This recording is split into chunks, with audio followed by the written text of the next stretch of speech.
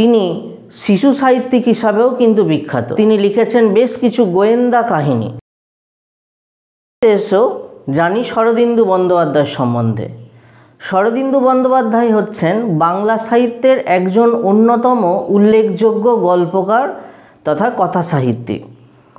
এই লেখক জন্মগ্রহণ করেছিলেন বিহারের পূর্ণিয়া জেলার 1899 খ্রিস্টাব্দে 30শে মার্চ। অর্থাৎ লেখকের জন্ম কিন্তু আমাদের পশ্চিমবাংলাতে নয়, তিনি জন্মগত দিক থেকে বিহারের মানুষ।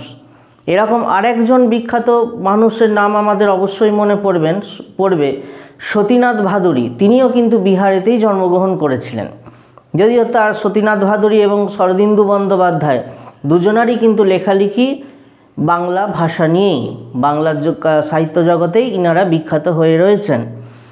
তো এই শরদিন্দু বন্দ্যোপাধ্যায়ের লেখার মধ্যে প্রকাশ পায় একটা ইতিহাস চেতনাবোধ। মূলত তিনি ঐতিহাসিক উপন্যাস লেখার জন্যই বিখ্যাত হয়ে রয়েছেন বাংলা সাহিত্যে।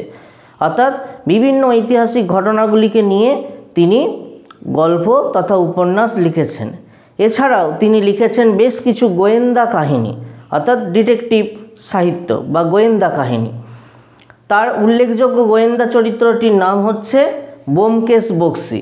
নিশ্চয়ই তোমরা বইমেলাতে যখন যাও এরকম বই তোমাদের আশা করি নজরে পড়বে, কিংবা তোমাদের বাড়িতেও হয়তো কারো কারো সংগ্রহে রয়েছে ব্যোমকেশ বক্সী সমগ্র বা সত্যান্বেষী ব্যোমকেশ বক্সী সমগ্র।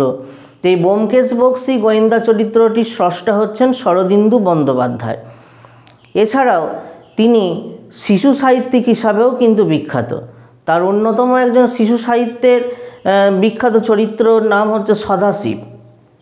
এছাড়াও তার উল্লেখযোগ্য 3টি বই হলো গৌর মোল্লার তুঙ্গভদ্রার তীরে ঝিন্দের বন্দি।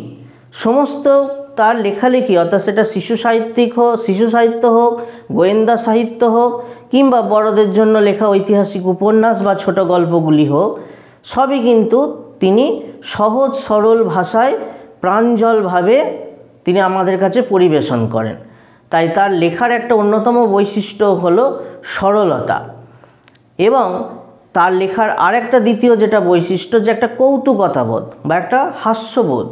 তিনি তার বিশেষ করে শিশু সাহিত্যমূলক বইগুলোতে এই কৌতুকতাবোধ বা লঘু রসাত্মক ভাবটা কিন্তু তুলে ধরেন। তো লেখক শরদিন্দু বন্দ্যোপাধ্যায়ের মৃত্যুকাল হচ্ছে 1970 খ্রিস্টাব্দ।